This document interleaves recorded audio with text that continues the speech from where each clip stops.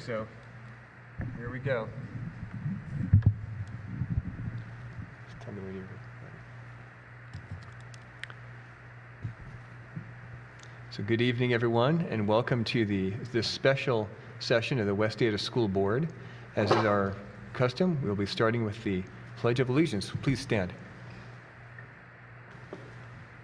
I pledge allegiance to the flag of the United States of America, to the republic which stands one nation, under God, indivisible, with liberty and justice for all. Thank you.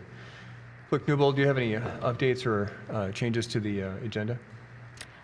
Chairman Kloffenstein, trustees, Superintendent Reynolds, I have added all the patron comments to the additional section of the agenda. Thank you very much. And that's posted online? Yes, it is. Thank you very much. Appreciate that. That brings us then to the consent agenda. Trustees, do you have any changes or amendments to the consent agenda? Trustee Johnson? Thank you, Mr. Chairman. I'm going to just ask my fellow trustees, on the consent agenda, we have the West Ada School District Athletic and Activity Return Plan. And I would ask to see if we can move that down to discussion and action, just to have a few questions asked, if that's okay. Okay. We have a motion then to move item number 2 to the discussion and action. Is there a second? Trustee Ozuna? Trustee Ozuna seconds. Is there any discussion? Seeing none, all those in favor of making that change, please say aye. Aye. Aye. Aye. And Chairman's aye as well. So item number 2 will now be discussion number 3 and action number 3. Let's make that note.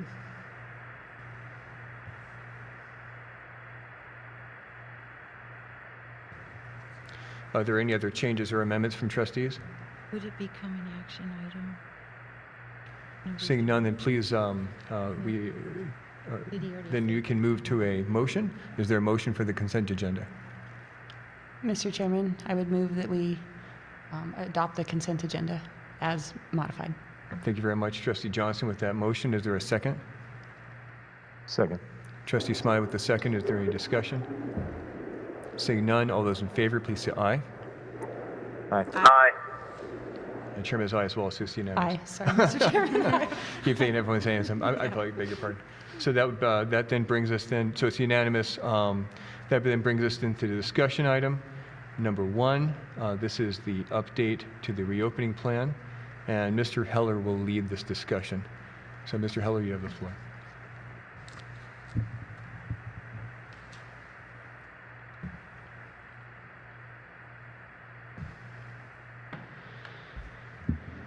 All right, Chairman Kloffenstein, trustees, and Superintendent Reynolds. First, I wanted to take some time and discuss a question that I've been receiving from some of the trustees regarding what class will look like in a yellow alternating day schedule or on a red remote schedule. And I want to start by saying there's not a one-size-fits-all answer to this. Education, regardless of the delivery model, is not a paint-by-numbers situation, and it's going to look different from class to class, as we always do. Classroom teachers, those professional educators, and their professional learning community collaborative teams look at their instructional calendar, their priority standards, and they make instructional decisions based on the resources and tools they have at their disposal. Their focus continues to be on the priority standards and those proficiency scales. They utilize backwards planning and their own professional experience and judgment to make instructional decisions.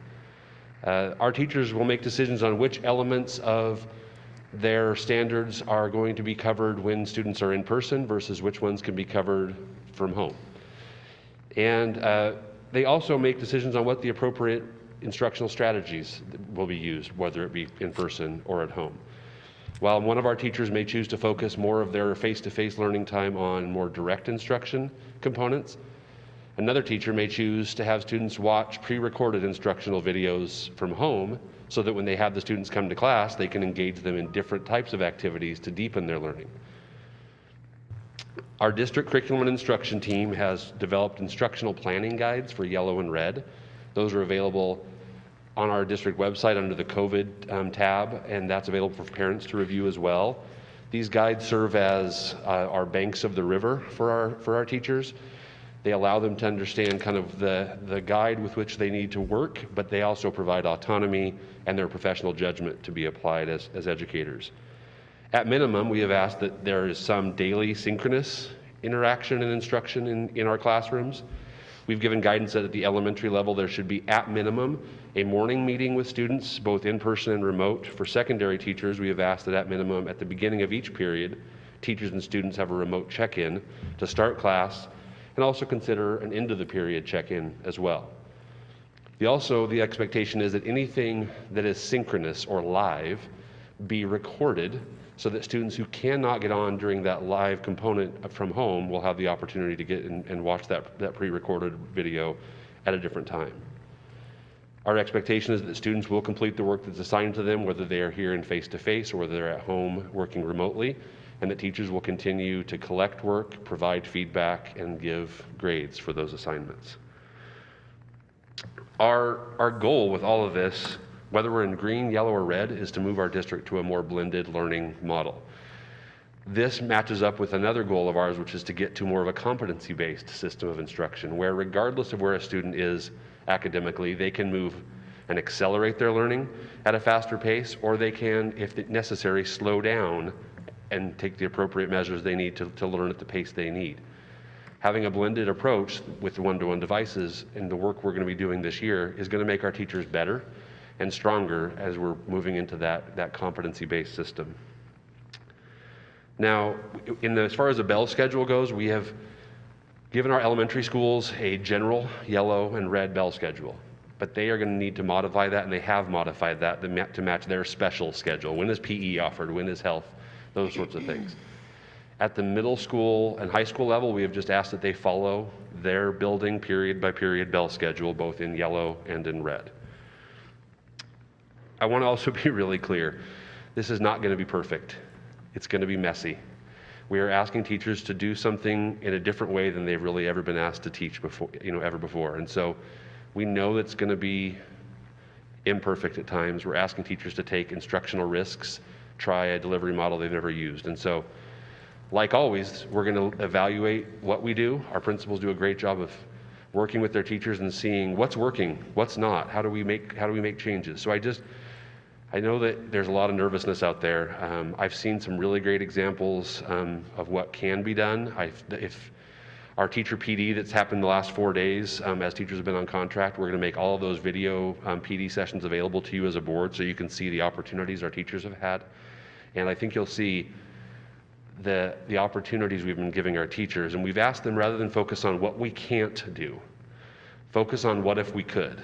What if we could do things differently? Because we are going to be asked to do things differently, but what if we could? Let's overcome some barriers, be creative as a PLC team to figure out how do we best instruct our students regardless of the scenario that we're in. So I just wanted to add that piece in before I talk a little bit about the next step, which is tonight's discussion and action item, where we are asking you as a board to consider the idea of bringing our preschool and kindergarten students back on a daily schedule every day when we are in a yellow scenario.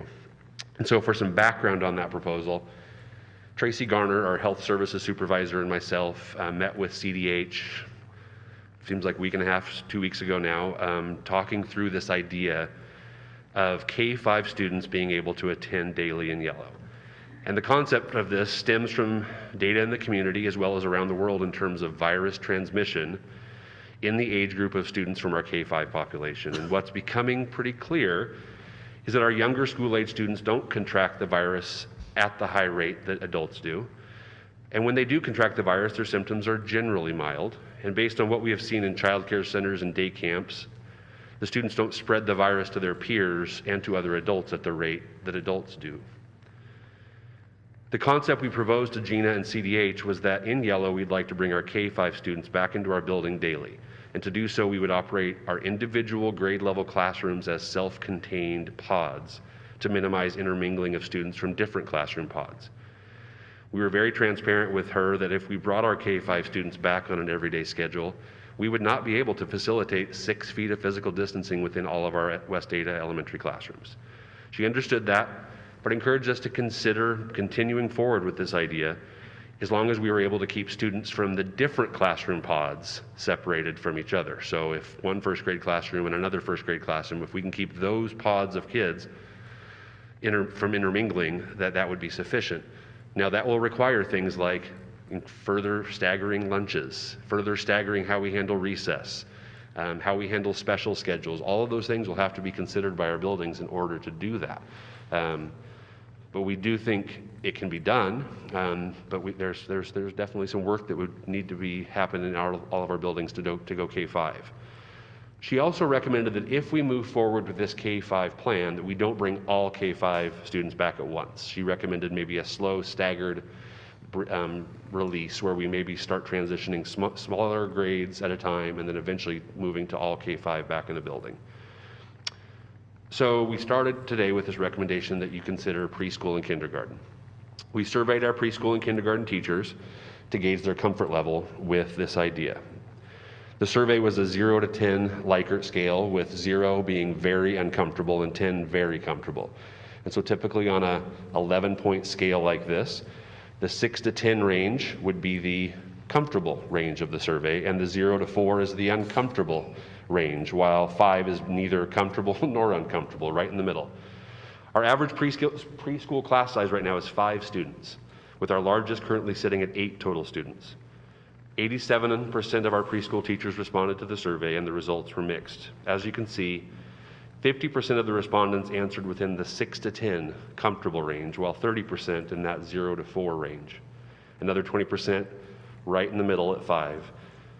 The weighted average score on the preschool survey was 6.55. When it comes to kindergarten, our average kindergarten class size is 15 students, with our largest currently sitting at 26 total students.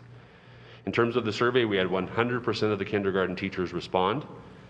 Same question, same scale, and as you can see, just under 69% of the teachers answered in the 6 to 10 comfortable range, while just under 27% were in the 0 to 4 uncomfortable range. And their weighted average score was 7.02. As with any survey we've done in terms of COVID and our reopening plan, this is just another piece of information for you to consider in making your decision. Thus far, we've not considered a scenario in which we would bring middle school or high school students back on an everyday schedule in yellow, and much of this is in relation to the size of our secondary buildings and the fact that they transition between class periods in middle school at 45 minutes, in high school every 90 minutes.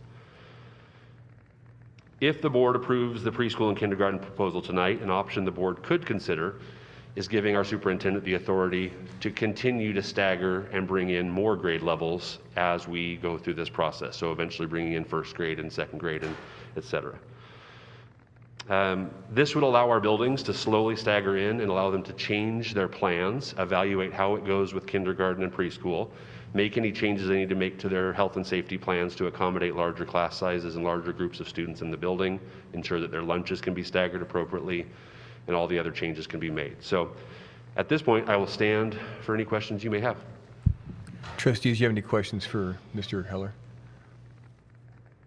Trustee Smiley? Thank you, Mr. Chairman and Mr. Heller. Several questions. Number one, the problem of attendance, especially at the secondary level. As I understand, the students have the ability to access the class later in the day. How would we register that attendance if they just logged in, especially if they logged in on some other device? We can reconcile attendance. We have the ability within Teams. There's an analytics app that actually allows us to know when a student has logged in, how long they were on for any classroom team. So we will actually be able to identify which students have and have not logged on. So if a student doesn't physically get on during the live session that might be happening, we can also check to see those who get on a later time period. In the moment, in the live situation, a student who's not on, we'll mark them absent. But then as we realize they did get on at a later point in that day, then we can go in and reconcile and change those absences. So Jonathan and the Power School team are already working through all the logistics of how we can make sure that we accurately get the attendance for every student. Yeah, because I also know that's asking the teacher to check those, maybe the next day, maybe Yep. later, you know, and that's one of those things I can tell you as a classroom teacher, that is problematic because it's just that much more time I've got to do and backtrack. Yeah, and I think, you know, Chairman, trustees, that's true. It's going to be an extra piece that our teachers are going to have to take on. For us, it's pretty critical that we understand that every family is going to be in a different place in terms of their home situation. And if a student is not able to get on live during that moment, we want to provide them the opportunity to get on later, and we want to also make sure we count them appropriately present for making sure that they did that. And Mr. Chairman, could I ask you to go back to the red, yellow, and green chart? When we start talking about in-person meetings, we did discuss this, you know, at a previous meeting, but I'm just wondering, will we still be allowed the opportunity to have one-on-one meetings with populations in the red category? You know, K-5 in general, even secondary in general, to have that ability to have some classroom meetings, maybe more limited than yellow. But I think it's important that we have some kind of an accessibility for face-to-face contact, even if it may not even be a full class. Chairman, trustees, though, as is written in our plan currently in red, we can bring in small groups of students for either individual program need or individual student need, and those plans are already happening. If you happen to see the COVID-19 task force notes, CTE is already building their plans for how they can, in red, continue to bring in small groups as necessary. Special education is working forward on plans to do that as well for those students individually that need to be brought in to have whatever their learning needs might be. And Mr. Chairman, my final question, then I'll allow my other colleagues to join in.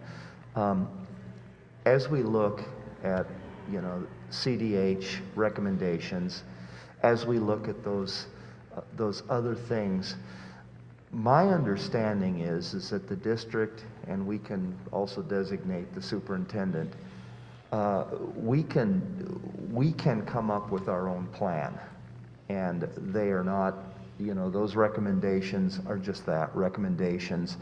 We have the ability to override those recommendations, revise those recommendations, continue on with those recommendations, you know, so that we can, my attitude is so that we can get as many children back engaged in learning in class and doing everything we can with those children as quickly as possible. I would anticipate that by September 14th, we should be able to start making that transition. Am I correct? I'm sorry. This isn't a place to clap, please.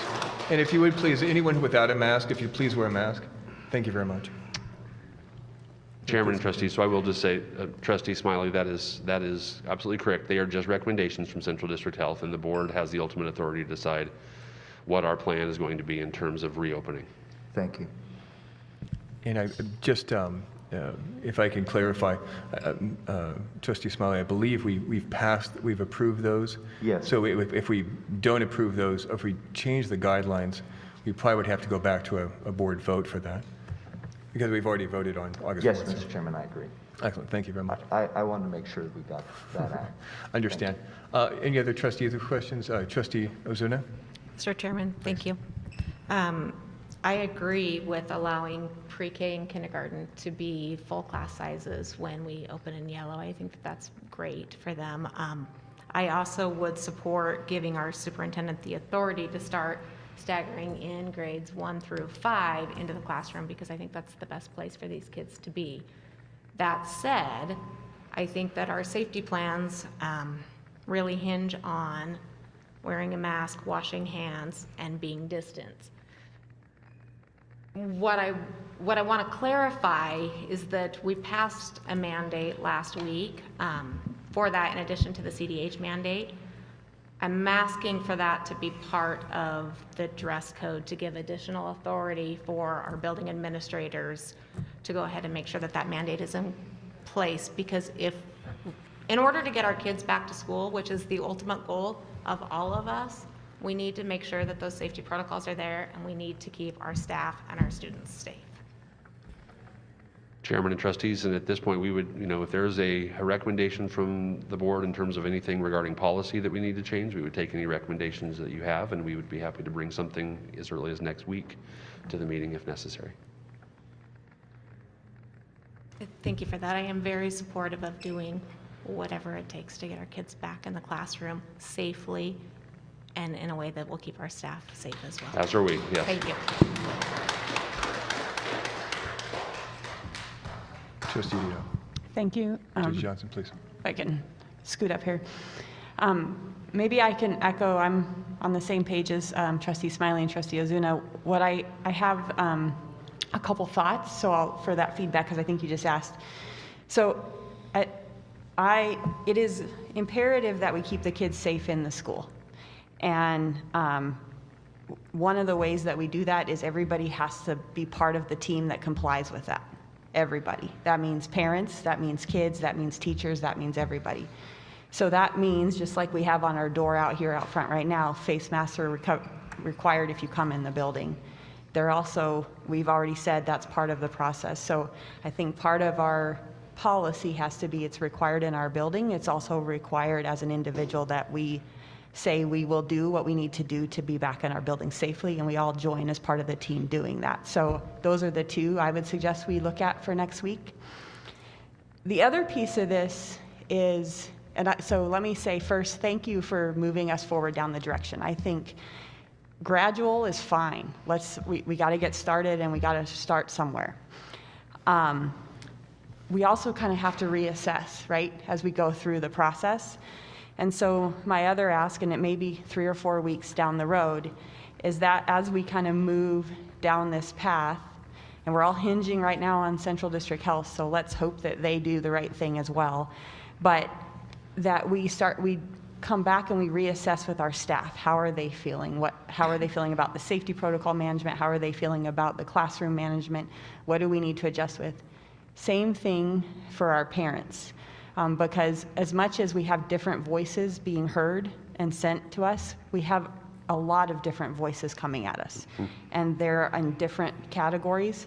And it really is helpful for us as trustees to see where they are actually all at, because we're getting hit in different ways, email, Facebook, the survey data. So that survey data is really critical, and maybe being able to do that every couple, like 4 weeks or 6 weeks or whatever the timing you think is most appropriate, but just so we can reassess how folks are feeling about the learning modules we're in and where we're at moving forward is the other ask. But I appreciate you coming and doing all of this, because I think it shows, even though we always knew it all along, that all of us wanted kids back in school. It shows that we're trying to figure out every way we can to do it.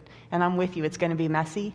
I would ask parents to cut us some slack a little bit and let us figure it out. We will do it, but we've got to work as a team, not against each other on it.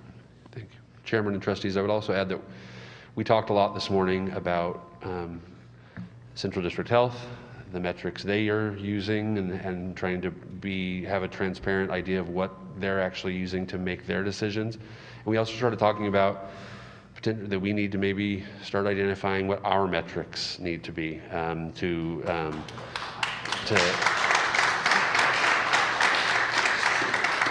So I would greatly appreciate, please stop clapping. It's not fair to the people who have a different opinion. Would appreciate that. And ma'am, I would appreciate if you would wear a mask. No, ma'am, I'm sorry. This, right outside that door is a sign that says, everyone here needs to wear a mask. Ma'am, you can either attend to the police or you can ask. You know, I think the purpose of our meeting today, and I just want to be very clear, is we're all trying to get the best for our kids. We want them to be back in school. And the science that... Don't engage. Don't engage. My name is Ed Clemson, I'm the chairman of the school board. What was the last name? Ma'am, Let's not engage. Let's stay focused Let's get to our on business. agenda. if you would please. Thank you. Trustee Newhoff, do you have anything you'd like to add? Or any questions? Thank you, Mr. Chairman. Not much. I'd like to echo sentiments from my colleagues about how we all have to get in this together. and take the steps that are going to be necessary to keep the kids in the school. I do have one, sort of question for Mr. Heller, because I'm generally supportive of trying to get in and ease our way into having a situation where we can get the kids back in school, particularly the young ones initially. But one of the things that kind of spooks me, and I've seen this in some other jurisdictions, is the effect of the quarantine. And if a teacher is out for 2 weeks or a student is out for 2 weeks because of a mandatory quarantine, what are the plans for handling that in any of our scenarios? Thank you, Chairman and trustees. So is my mic on? Okay. So we have talked a lot to our building principals, and our principals have talked to their teachers. If you think about a traditional school year, we often, a kid has to go out sick for a few days. We just say, oh, we'll catch you up when you get back, right? That's always been kind of the way it's been done.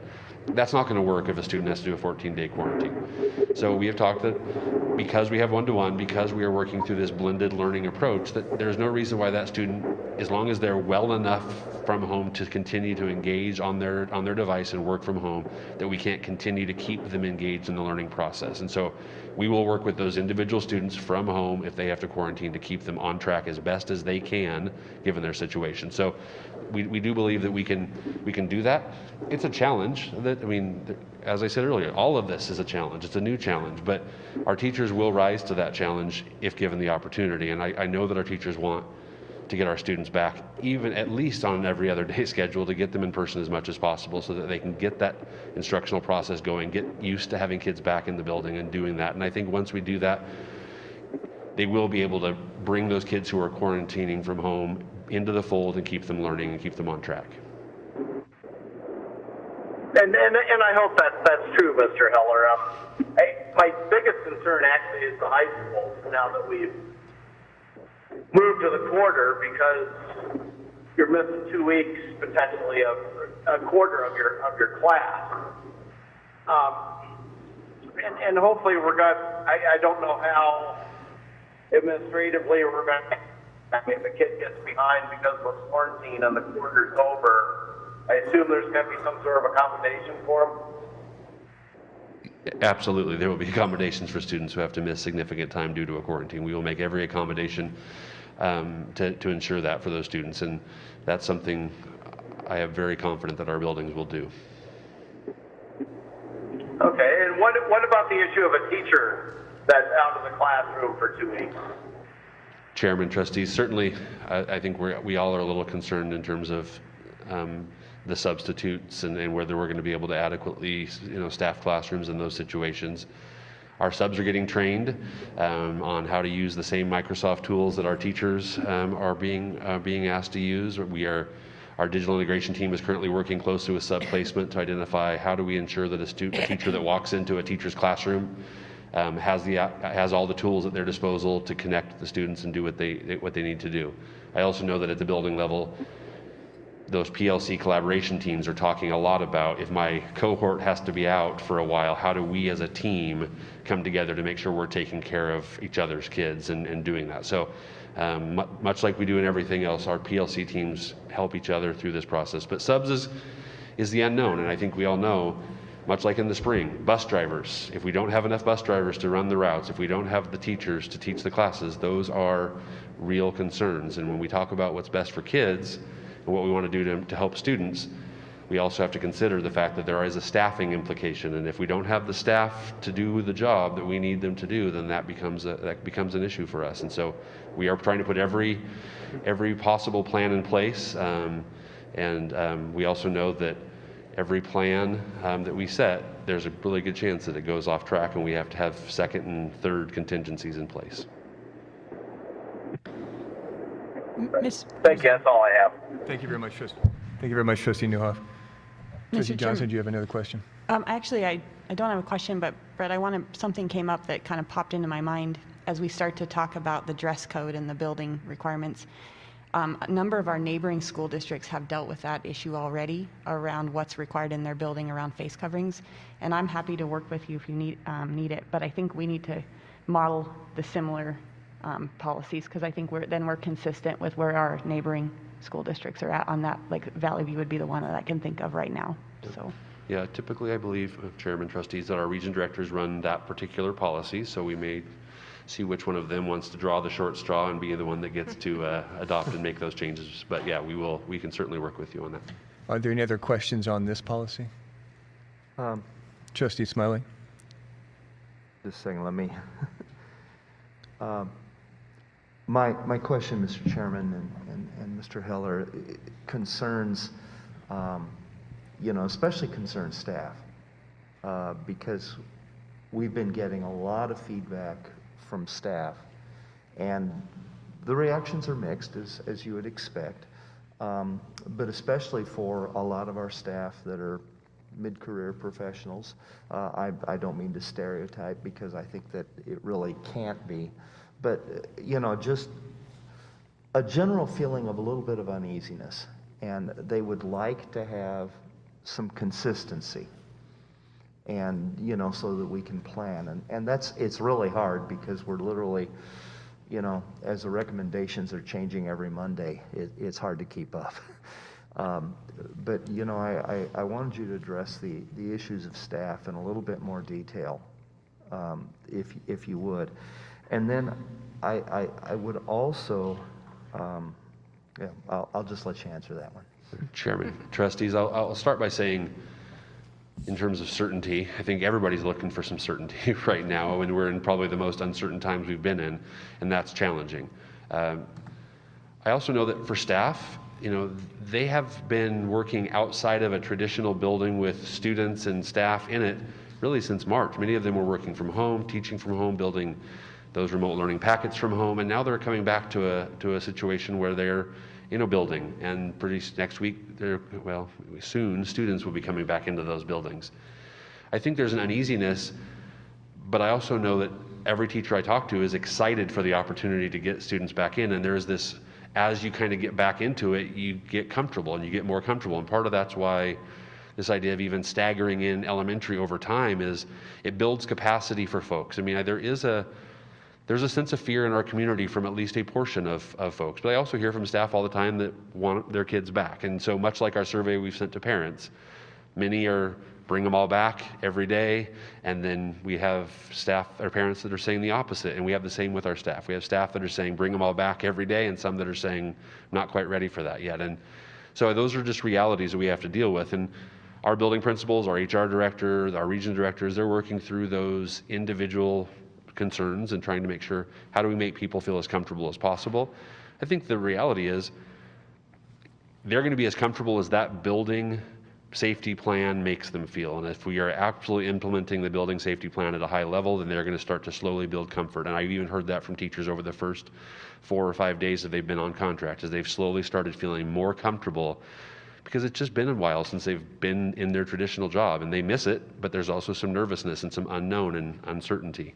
So I think there's not a one-size-fits-all answer for that. We're going to work through every individual human that comes to our building. We're going to have students walking into our school that have a level of anxiety, and we're going to have to work on their social emotional health, and how do we make sure that they feel okay. We're also going to have students that are going to come in that have zero concerns about the virus, and we're going to have to work with those students. And so I think there is just a lot of unknown for everybody in this situation. Do you have any other questions, Trustee Smiley? One other question, and it's on a little bit different of a topic. Also been getting not a lot, but a number of feedback from both parents and staff that have concerns about how do they coordinate with daycare. And I do know that we have several of our buildings that are co-located with a daycare facility, either within very, very close walking distance, or sometimes even on the school grounds, or at least district property. I apologize. I don't mean to interject, but we are on this topic, and we don't want to be that's a swaying too question far. I would like to discuss later, then, Mr. Chairman. Thank you very with much. your permission. Thank you. I appreciate that. I'll leave it at there. Thank you. Mr. Heller, I just had one question. So you had mentioned about other standards that we would have. This policy, the reason I feel comfortable with it is because it meets scientific standards.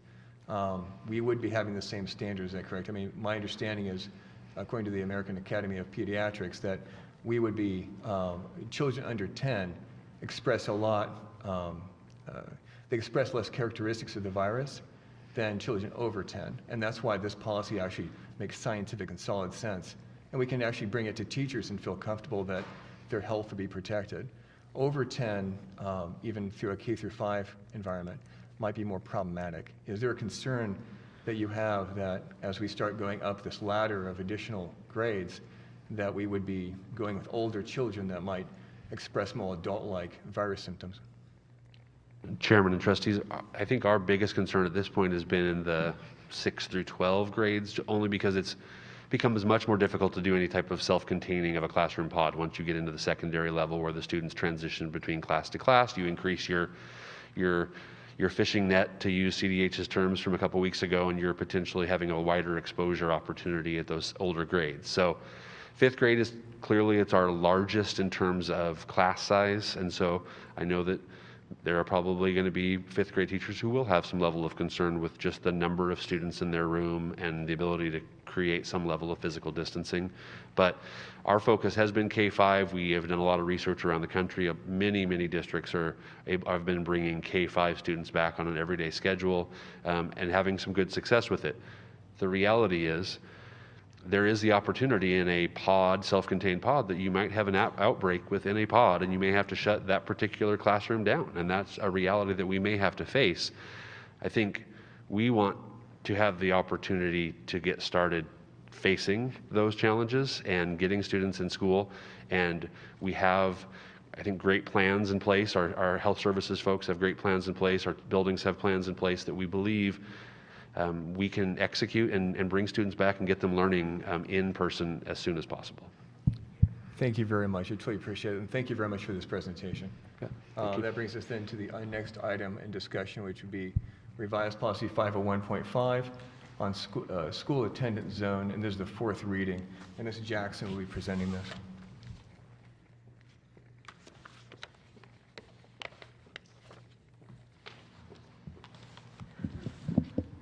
Chairman Klopfenstein, Dr. Reynolds, and trustees, this is the, as you mentioned, the 4th reading of policy 904, and I will stand for questions. Does any trustees have questions for Ms. Jackson? Trustee Ozuna, please. Mr. Chairman, thank you. Thanks for bringing this back in front of us again for a 4th reading. I appreciate that. The one thing, since this is a new policy, and since this will be used this fall for a big boundary change for our district, I thought that it would make sense for us as a board to talk about the prioritization of the considerations that are in place, that are outlined for a boundary committee to work through, and just make sure that as a board that we agree on those priorities before we approve this policy, because we have not talked about that as a group. Troy, would you mind advancing one slide? Thank you very much. And I guess number 1 was optimal design. Is there a question from the board about the prioritization of these 7 items? And we're talking about prioritization, not weight. Is that correct, Trustee Ozuna? I think that's correct. It's prioritization. And there's also some language in here that allows for flexibility within that, because, I mean, I don't think it's realistic to think that a boundary committee can really prioritize all of these exactly without giving consideration to specific circumstances. Correct. Excellent. Trustees, do you have any concerns? Trustee Newhoff, I'll lead with you. Do you have any concerns about the order of these? You can't see it from where you are.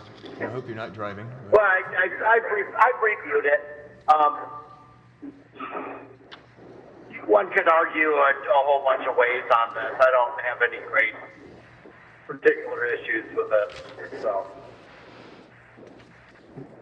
Thank you very much, Trustee Newhoff. Trustees, do you have any concern about the order of these? Mr. Chairman, I might, I don't have a concern with the order. I think the concern that I've had, and I've expressed it maybe a couple times, but not as clear as maybe I will right now, which is, I think Most of them have some sort of measurable quality to them. So walk zones are measurable, how many times a student moves are measurable, feeder schools are measurable. And we talk a little bit about the current and student and future enrollment down in item 7. When we talk about minimizing the number of students moved, though, we don't talk about what the criteria is for that. And so is that current students or is that the future enrollment? So that's probably the one that I think, and actually our next boundary line change will have this challenge, which is minimizing the number of students moved may be the most politically expedient, but from a overall system management piece, it may not. And so I guess if I were to say I think the order's fine, I'm concerned about that one because it doesn't give good direction or measurable criteria for what that really means. So that's the one I would strike if it were up to me. I beg your pardon, what exactly you're saying that you're going to strike if you had the choice? I think we're going to minimize or max. The language actually probably is fine as far as should achieve reduced enrollment and reduced overcrowding. But I don't know what we mean by minimizing the number of students moved. Is that for future enrollments or is that for current enrollments? Is the question. And we talk about that down lower, right, in the proposals. They should look at both. So maybe those two could be combined too. I don't know. Priority-wise, though, I think everything else is measurable and goes in the right order. You know, capacity of the building, safety of the student, what feeder schools are coming into them, whether or not they're in a walk zone, how many times a student is moving. I guess I'm saying I think 3 and 7 kind of say the same thing, but they're not combined together. Dr. Reynolds, if I could get a lifeline. For item number 3, what metrics are you looking at? Well, what metrics would that committee have to understand that as an item of order? Chairman Klopfenstein, trustees, I really don't know a specific black and white answer. I think over time, we've had some parents, as we've been told in the past, where their students moved several times throughout their years in our schools. But I think the rule of thumb was always to try to keep it under 3. I don't know if that was just a ballpark number, but I know the last couple of times we've had attendance areas redrawn, that was a consideration. I don't know that it was the overall factor that determined where a line was drawn, but when you're an elementary school student, if you have to transition back and to different schools three or more times, it could have an impact on your socialization and your friendships. And I know when we look at elementary students transitioning to middle school, we try to look at the impact that has on neighborhoods, and as students go to high school, if they can stay with their cohort, that usually is preferred. So those things are considered, but I don't know that we always are successful. But if I may ask, as far as metrics go, we can get that through Power School. So there is an actual number we can get. So I think, Mr. Chairman, what I'm saying on minimizing the number of students moved, the language says basically reducing enrollment and reducing overcrowding. I think Dr. Reynolds was speaking to number 6 and I was speaking to number 3. And maybe the metric is reduced enrollment and reduced overcrowding, and our classroom sizes is the metric for that one. That may not be necessarily minimizing the number of students moved, it's actually maximizing the classroom capacity. So maybe that's where we're really shooting for, which I'm totally supportive. I think that's the ultimate goal, because that's the statistics we have that say when you can reduce the overcrowding in the classroom, the educational environment is better for learning. Chairman, trustees, I think number 3, I think that sums it up. I think what it's want to move the least amount of kids as possible, but we still want to achieve that reduced enrollment and overcrowding issue. But we want to do it by impacting the least amount of students. So I apologize, they impact one another in the process more often than we thought, at least the last time we changed attendance areas, but. My concern is that if we could reduce enrollment and reduce overcrowding, but it requires us to move more students and we have the capacity to do it, would this priority stop us from doing it? I think the language right now may, and that's what I'm concerned about. Chairman, trustees, I think the language in here gives the committee the flexibility they need. Can you explain, kind of give me some more around why you think that? Well, so these are priorities, yes, but again, there is flexibility within them. For some schools, some of these priorities are not as important as others for other schools. So I think while these are obviously in policy, it's not something that we are tied to in an absolute fashion. So you're saying it's not a requirement? They don't have to meet all 7 of these, you can meet some or all. So it would vary, yeah, based on the needs of that change.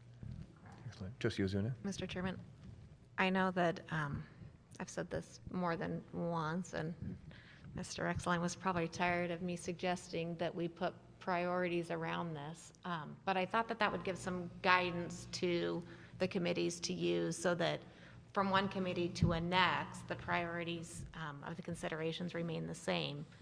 But there do need to be special considerations for all of these things, and I think that's why Mr. Exline was always reluctant, or other people that have tried to prioritize were reluctant to put them in place. Maybe it makes sense for us to remove the language around priority and just list them as considerations that we had a couple readings ago.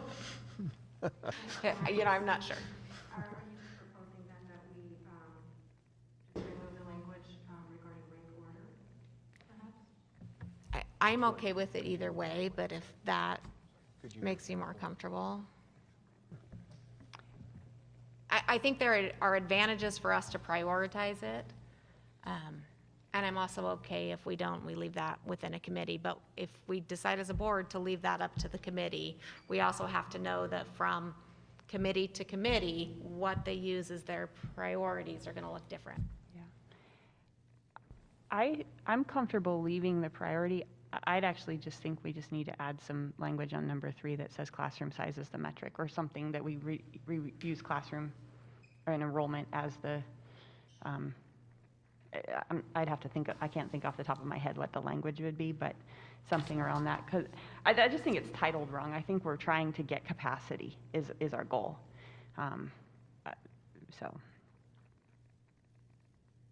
And I appreciate and can support that goal and think that should be a high priority for us.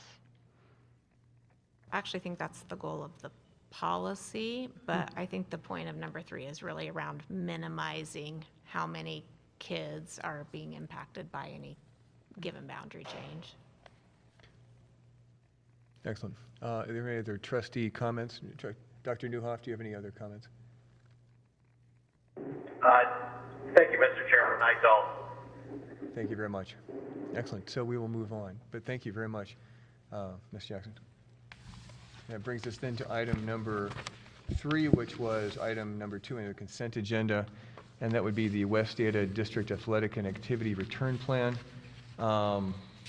So this plan, and Mr. War will help us through this, but this plan originally, the reason it was in the consent agenda originally was basically if we go to item page 11.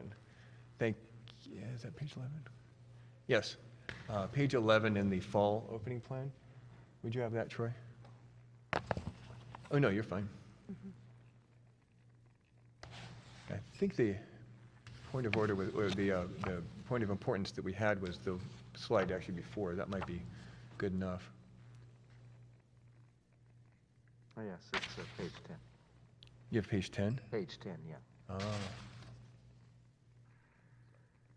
You're No, fine. It's on page 11. Where is it? I guess I have my copy. It's okay. Yeah, I'm looking for the IHSAA 4 bullet points. I don't think that's them. So page 10 or page 11 of the It's full pa- plan, is that possible to get to? It should be on page 11. Athletics and extracurricular Yes. activities is the heading. There we go. That's it. Excellent. Page 11, see, trustee Smiley. Okay, so go to those, so it's those 4 items right there under IHSA. So the reason this is coming back and was in the consent agenda is basically what we're doing tonight. We've already approved that we're going to adhere to IHSAA, that we're going to adhere to CDH, and we're going to adhere to the governor's reopening plan. So based on those 3 plans, those 3 guidelines, excuse me, that we've already approved, then the point that IHSA asked us to do was to go back and just choose which areas of those plans that we're going to make basically our athletic plan. So we're not really creating anything new. We've already approved. What we're doing is, in essence, choosing what those items are out of those plans or out of those guidelines, and then creating this actual plan. Mr. War, if you'd like, feel free to present, and if you would, just kind of show us where in the plan that we're pulling from the guidelines. Thank you, Chairman Klopfenstein, board members, Dr. Reynolds. Thank you for having me back. If you look at our fall plan that's been presented to you, we did address the questions that IHSA asked us to bring forward to you. What does our plan look like with fans and programs, which we've just kind of continued with the program that we had this summer, and now we're catapulting into the next stage. We're to a point that games are scheduled, our kids are chomping at the bit, I guess would be the best way to put it. It's time to give them an opportunity to reap the rewards of the time and effort they put in and in the manner that they've done. We address where we are in each stage as we use the CDH guidance, as we use the Rebound Idaho's guidance, and we also addressed how we would handle positive tests and how we would handle the return to play platform for a student that possibly was exposed or dealt with COVID. So, Troy, if you wouldn't, do you know what page, Jason, item number 1 is for the fans and team attendance?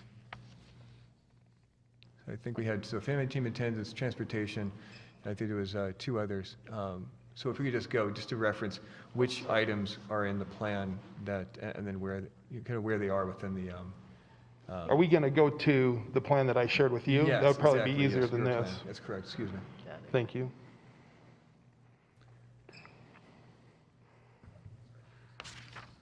Thanks, Troy. Troy, can we go to the page before this? So if you look from a game management standpoint, we've used CDH guidelines, we've used the rebound plans, we've identified what we would do in a green stage, what we would do in a yellow stage, and what we would do in a red stage. For example, if this is approved tonight, in a red stage, we would bring 2 teams together, they could compete, but we would be restricted on who could attend. And then it adjusts as through yellow and green. Our number 1 goal is to get our kids back on either in the gym or on the field. And so this is our stepping stone. This is where we need to go. And so that's our first step. The second step that we cover is on our health and safety, which is on page 3, which basically we just took our health and safety plan as far as COVID-19 procedures. We adjusted them within this program, and how we'll come to decisions on if we have concerns within a school, within a program. And I should take that back. This is for athletic programs. This is separate from everything else. So we're going to take that as if we have an issue in a team with COVID, this is how we'll address it. If we have an athletic, whether it's 1 kid, sorry, this mask is not the best fitting. if we have one kid, how we handle it, if other kids are exposed, how we handle the team, how we would handle a school, and just how we would address it, because that's what's going to happen. We're going to have to address this on a case-by-case scenario, school by school, and so we address it with this. If you move on, we also have our transportation plan that I think I skipped over. Apologize. Oh no, excuse me. We have our return to play guidance on page 5, which, with the help of Central District Health, we have metrics, or we have measures that we take into consideration in how we return, and we've been doing that all summer.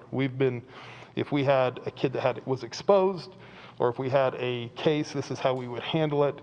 It's been pretty straightforward. We've had great success with our health services, and now our nurses are back on contract, and it's working.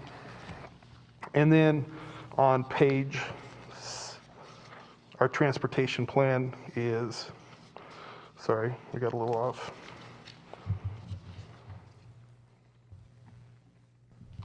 Sorry, our transportation goes on top of page 3, and how we will transport.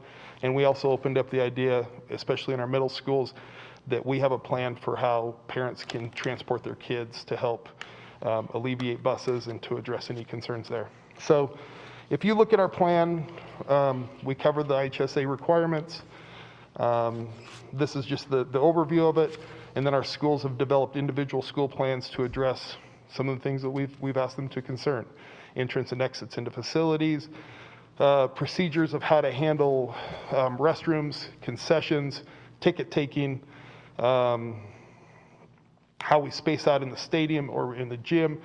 All those things have been taken into consideration as this plan has been put together.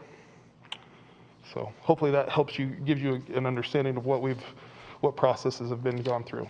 Excellent. Thank you very much. Trustees, do you have any questions for Mr. War? Trustee Johnson? And I maybe for Dr. Reynolds and maybe for Mr. War, I'll just open it up. One of the questions I have, so first of all, let me say, plan is good, really good. I support it. I think you've done a nice job laying it all out for us. It's quality work. It's going to be a little bit of a bear to implement, I bet, when we get into yellow and some of those others, so appreciate your work here. I've been getting a lot of feedback, and so I want to understand the thinking. I support the thinking, and I also want to understand it. And also what the options are. So in red, right now, we're not able to, I think from the Central District Health advice, allow parents into the stadium. So what are our options for parents to be able to see their kids play? And my other question is that for all sports, or is there some sports where we think we will be able to allow, like a cross-country meet or some, so that's kind of my... Chairman Klopfenstein, Trustee Johnson, great question. We're just trying to get this started. Our goal is to get our kids out playing. We feel that this has been like everything we've dealt with in the last 6 months. We make a plan and then we have to adjust to it. We have to add to it. So as we go forward, I would say in a week that we'll evaluate and say, what if we still are in red? It's our plan. It's our ability to make best decisions based on where we're at. Honestly, this week, get our kids playing. Next week, let's evaluate where we're at. If we go yellow, great. If we don't, let's look at what works best. I understand that parents are like, man, I want to watch my kid. I want to be there. I've got a freshman and a senior playing sports. I want to be there, but I want my kids out there. That's my priority. So I'm going to go with that first, and then we'll evaluate next week. That's all we can do right now. This is going to be this way all year. Thank you. My other question is, and because it's become very clear that even though we really need everybody's support to follow the safety protocols, we aren't always going to get that. And so what, just hypothetically, and you may need to answer this later for me too, what's our kind of, how do we handle that, especially with a student athlete? Trustee Johnson, Chairman Klopfenstein, we're in the business to educate kids. That's what we do every day. Yesterday I had some stuff, people pointed out to me that we had some people around here and they're like, man, that didn't look good, or it's that. we educate kids every day. So we're going to continue to educate kids. I've stopped by a couple of practices, and you don't know how many times I've heard people yell, "Get away from each other. Don't stand doing it next to each other. Go wash your hands." We will continue to educate them. Right now, we're not dealing with insubordination. They would jump through a wall to be able to play. And we'll continue to work on that process. I'm sure any parent that is here, they'll do what's necessary. Extracurricular is extra. It's a privilege to come out, and they want it. Those kids were outside, they want it. So I don't worry about us fighting the battle of, I don't want to do that. Right now, we're just dealing with, what do you want? I want to play. I want to be with my friends, I want to play. Thanks, Mr. Ward. I have one last, and this is probably just a request, because I'm hopeful that we're going to get to yellow. I'm just going to keep hoping, because that's all I can control right now on it. But when we get there, it won't be just the kids, right, that we're going to have. Now we're going to open up the stadiums. So there's a couple kind of requests. Just to, one is, and I think probably the high school principals are already thinking about this, but that we handle that access somewhat similarly across our high schools, so that we don't have a different access structure for who gets in the stadium in a yellow. Because I've had a few concerns about that. And the other is that compliance piece, right? It is a privilege. All of these things are additional to what we do, which means we want to be there. We got to follow what we need to do it. And so I'm supportive of whatever we need to do to make sure that compliance is part of the deal. We just have to be safe as we do all this. Chairman Klopfenstein, Trustee Johnson, we wholeheartedly agree. We feel, and I'll say it again, we feel that parents, players, the people that are part of the program will do what's necessary. And because the end result is the emotional and mental, social well-being of these kids is strengthened from doing extracurricular activities. That's why some people might say, why are we talking about athletics so much? It's one piece that helps kids succeed. And we've got music, we've got choir, we've got drama. I don't see concerns with us implementing stuff. Our schools have great programs. We have great leaders at our schools that will emphasize and implement plans to make it safe. And, we will evaluate where we are today. I don't know where we'll be in 3 weeks. I'm hoping we're in a much better spot that we can at least say, all right, let's take that next step. I don't know what that will look like. I would love to be able to let some kids in. You can't predict the future, Jeff? You know what? I wish I did. Have a little money. We need to pay you more if you can. I know. But we'll prepare and we'll go forward. So in short, yes, we are going to implement good plans, protect our kids, protect the patrons that come in, create opportunity, and we'll adjust on the fly. We will. Thank you. All right, Trustee Newhoff, did you have any questions? Just one. I wanted to follow up on something we discussed last week. Everyone wants to get back on the playing field, and I mean, I have a daughter who's a cheerleader who really wants to be able to cheer her senior year too. And there's one inconsistency in the plan that I'd like to understand how we're going to address, so that we understand what the criteria are. And that is our stages of varying levels of getting back to some sort of athletic normalcy is related to Rebound Idaho.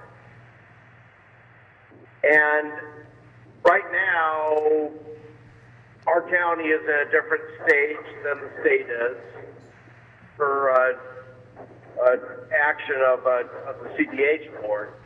And if you do the crosswalk that's in the document we've been discussing, I could foresee a situation where we get into yellow, hopefully, but let's say the CDH board decides to exercise an abundance of caution and keep us in level 3. Which level of guidance are we going to follow there? I mean, I think we just need clarity there. So Chairman Klopfenstein, Trustee Newhoff, you're asking for clarity on, would we do stage 4 of the rebound plan, or would we do, yellow of the colors, is that, or the categories, is that correct? Well, no, what I'm saying is, if you do the crosswalk in that diagram, as I understand it, let's say we're in yellow, okay? CDH declares us in yellow, we're in yellow academically, but CDH keeps us at stage 3 in the rebound plan. So, in the crosswalk under yellow, we'd be in stage 4. But if CDH kept us in stage 3, which side of the guidance are we going to follow? I think we just need to say it. Okay, Trustee Newhoff, Chairman Klopfenstein, we'll follow the one that meets the needs of our kids. So if we're going to follow yellow, if it benefits, we're going to make decisions that are in the best interest. And I get that the two sides, it's like we have stages here, we have red and yellow. We tried to intermingle, and to be frank, they couldn't intermingle them, and so then we have to be creative. We're going to use the one that best meets our needs, fits what we need to do, and puts our kids in a good situation. If I hadn't come to you before and said we had success this summer, and I know people think they wasn't safe, we had success in our programs. Our kids had a great experience. We're taking the next step. We've been protective of our kids. We put them in a good situation. So if we go to yellow and we stay in stage 3, it works. We're good. We're going to let fans in. I don't know if we'll ever get to green according to the metrics. If it does, we'll move to that step. So I believe we'll intermingle those two things. They don't fit together. They're just guides for us. But we can make decisions that are in the best interest of our kids, our programs, our schools, and we have some great leaders. They'll make sure we do it right. Does that answer your question, Trustee Newhoff? Well, yeah, I guess there's not going to be. I mean, the answer is that we're going to go with the color, right? Because that's going to get the kids playing sooner. Which I'm not opposed to, but let's just come out and say it. Well, Trustee Newhoff, you're probably right. The state started with the stages, the rebound stages, and then now we've gone to these color categories. So you're probably right. We will go to yellow. If the governor moves us, into stage 4, or we move out of the governor's plan like we've been doing for however long, we'll have the freedom both ways. But right now, I would say the colors are going to guide us where we're at currently. Okay, that's all I have. If I can just kind of summarize, actually. So Mr. Warr, you're saying that basically we evolved from June to now, and the rebound plan was more the plan of the day, and so you've been keeping with that, but the CDH guidance has come in play, and so it's more just trying to incorporate both. Is what's happening now in September. Chairman Klopfenstein, that is correct. Excellent. Okay, thank you very much. Thank you. Any other questions from trustees? Seeing none, we will move on then to the action portion of the agenda. So item number 1 is the reopening plan. Is there a motion? Mr. Chairman, Trustee Johnson. I would move that we adopt the administration's recommended changes to the fall reopening plan. Thank you very much for that motion. Is there a second? I'll second. Trustee Ozuna with the second. Is there any discussion? Trustee Smiley? Mr. Chairman, may I move an addition to just that the board also authorize the superintendent or designee to move additional classes or grade levels to a yellow category as warranted, beginning September 14th.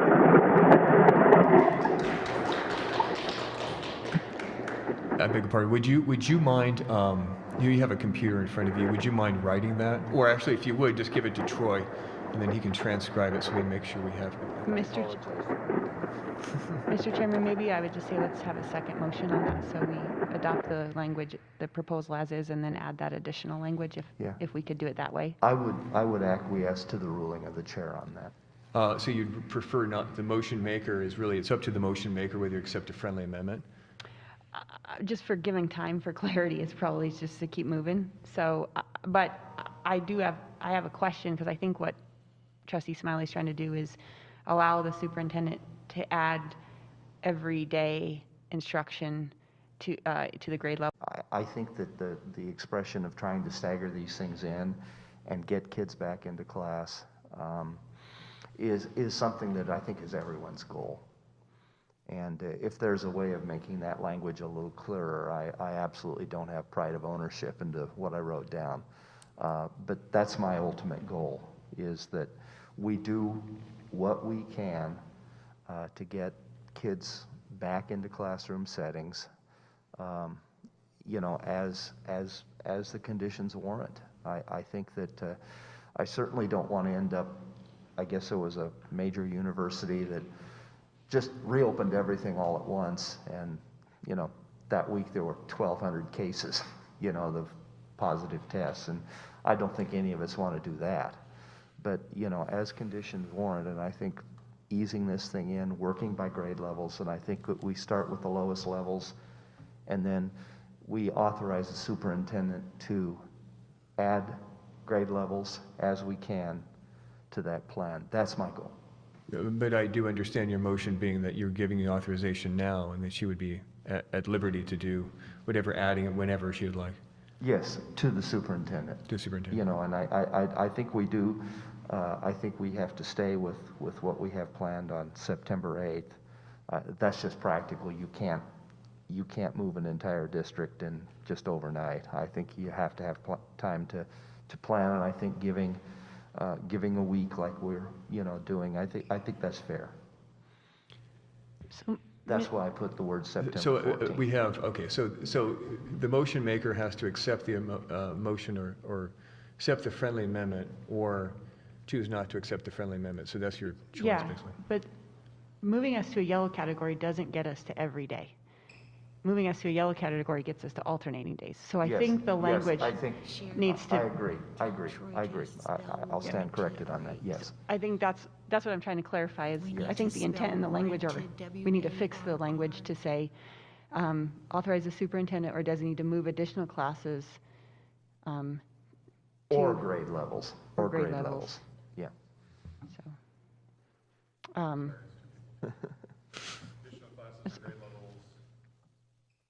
Let me read, let's read Yeah, it just for the let's record. look So authorize the superintendent or designee to move additional classes on grade levels Or grade levels.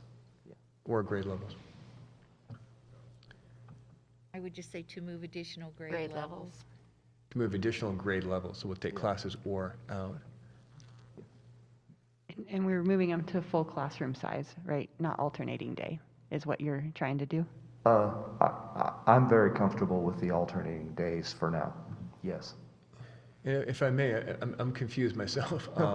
So we're assuming we're in a red, this is only going to go in effect when we're in a yellow category.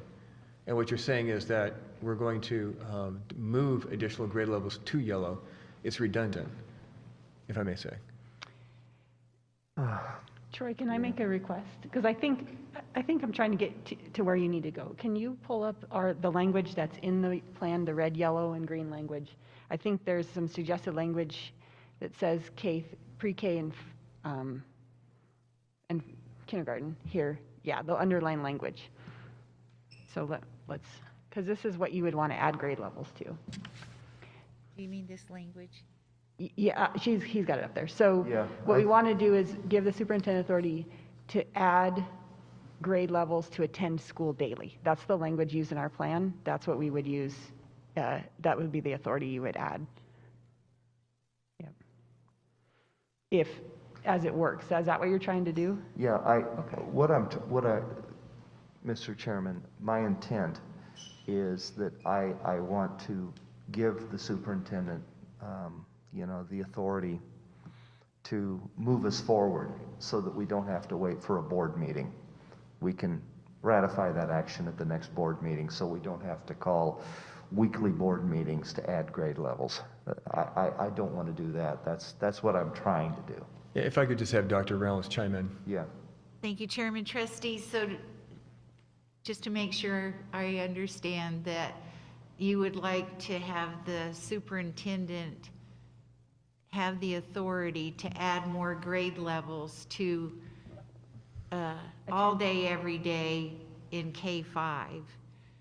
The alternating schedule for secondary would, until we come up with some amazing schedule.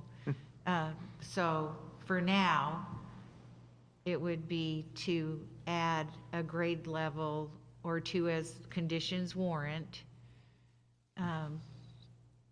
without having to come back to the board for that decision. That would be my intent, Mr. Chairman. Was that it, Superintendent. Trustee Johnson? Was that what you were thinking? Yeah. So if we go back to the language, because I'm trying to get us to the amendment I can accept, which I do agree with you. So, sorry, Troy. So, to move additional grade levels to all, what was, now I've forgotten. Yeah, no, you're good. I actually could pull it up right here. Let me just pull it up. I'll tell you. To attend school daily. Yeah, attend school daily instead of all day. Yeah. So to move additional grade levels to attend school daily for grades K through 5. And I don't think we need any of the, when in yellow, I think is the last language we need, right? Because this is only for when we're in yellow. And then we don't have to worry about September 14th or not. You can take all the as warranted language out. And I would accept that amendment. Okay, that's good. It takes several minds sometimes to get these things right. So we have a friendly amendment going to the main amendment. Is there a second on the friendly amendment? Second. Trustee Ozuna with the second. Is there any discussion? And I'd be honest with you, I feel very uncomfortable with this. The reason being is that the reason that the original motion is being presented is that it was scientifically based. And we have a large population of our teachers who are really wanting us to follow the science. And the science may change, I don't know. But I think it doesn't require the superintendent to have speed. It requires us to have oversight and frankly, an understanding of the science to make sure that teachers are safe and that students are safe. And that's what the board's role is for oversight. The pre-K and K, to me, is a logical step. It makes sense. We don't need to rush this. That's my 2 cents. Trustee Ozuna? Mr. Chairman, one of the things that we've talked about is the science is pretty good up to age 10 or so, and I don't know where that falls, if that's 4th grade. 5th grade. Or 3rd grade. 10, 11 for 5th grade. I have one. Okay, perfect. Thank you.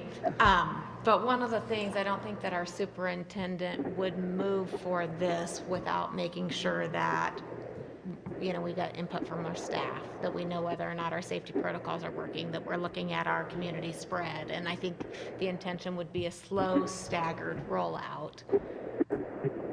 But I also am supportive of weekly board meetings to make sure that we're meeting every single week to talk about what this looks like. What I don't want to do is have an twice a month meeting that would delay movement if the conditions warrant any kind of change to get kids back in the classroom. Trustee Newhoff, did you have any comments? Not really. Yeah, I think I appreciate your comments, Trustee Ozuna. Again, my feeling is absolutely we want to increase our student levels. We just want to do it intelligently, and I think the board is easily able to move. We can obviously we're meeting again this week. We met last week. We'll meet again next week. We can do this. I don't see the rush. And we just don't want to go ahead of the science. We want to make sure CDH and others are with us and that we're not really adhering, but just listening to their advice and making sure that we're not rushing too fast. We just want to make sure everyone's safe. Mr. Chairman, maybe I can speak to why I accepted the friendly amendment. First of all, I read through the you sent us the link, the American Academy of Pediatrics, and all of the documentation that the district used to put together the proposal. And the proposal in this language follow and roll it out exactly the way the American Academy of Pediatrics says, all the way through that age 10 or that 5th grade. They do address some different ways to look at 6 through 12. And so I agree with you that this plan doesn't work the same for those age groups, and that's what the American Academy of Pediatrics has said. I also agree with Trustee Azuna that we've got to follow all those categories. So I'm comfortable with this language, with the understanding we're still probably not going to get out of weekly board meetings, and that the superintendent and the staff will update us on how it's going. I also haven't made this request yet, but I've seen Boise School District report their COVID numbers by their schools, and I checked with ISBA, and I think that'll help us get some good understanding of what's going on in our schools, so I was going to make that request later on. But I think we're giving the authority is a good thing, because it allows us to have that flexibility, and we just need to make sure we follow up on it. And we're also within the science standards that are out there right now around the American Academy of Pediatrics and the other sources that were looked at. But I appreciate the district proposing a gradual move to this, because I think that's really critical. Yeah, and if I may, the other issue I do have is that it does appear like we're flip-flopping, and that's a bit difficult, I think, for parents who are trying to look for stability in our decisions. Last week we chose for yellow for first through 12, or yellow for alternating days for students. Now we're looking at increasing daily, and it was always our goal to increase daily. It just makes it more confusing to me. But anyway, that's my opinion. So any other questions or comments about this? Then we shall move for a vote. All those in favor of approving the Chairman? the update on reopening Chairman? plan? Chairman, could I have... Point of order. Point of order, please. Trustee Newhoff. Do we need to vote on the friendly amendment and then I the? beg your pardon. That's what she was going to say. I beg Yes, your pardon. sorry. Okay, here I am, going off again. So the friendly amendment to add, all those in favor, please say aye. Aye. Aye. Aye. And nay for the chairman. That's 4-1. So so that brings us then to the full motion. Is there any discussion on the full motion? Seeing none, all those in favor, please say aye. Aye. Aye. That'd be nay for the Aye. chairman and yes for Trustee Newhoff. So it'd be 4-1. That brings us then to item number 2, revised policy 501.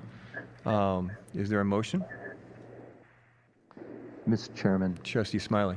I move revised policy 501.50. Thank you very much for that motion. Trustee Smiley, is there a second? Trustee Ozuna with the second. Is there any discussion? Mr. Chairman, point of clarification, the new policy is now considered policy 904. Should we move for that policy number and not policy 501.50? Yeah, excuse me, new policy 904. Thank you very much. Thank you Appreciate for the that. correction. Thank you.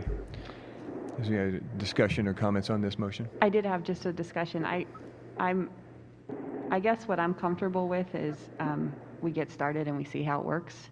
And maybe some requests for some follow-up. We're going to have a couple boundary committees, which I'm glad I don't have to be on.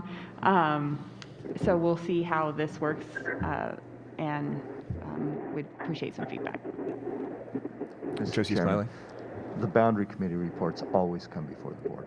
This is the attendance area. The attendance areas. Yeah. Sorry, what I'm looking for is the feedback on how the prioritization worked as we see that going through. So.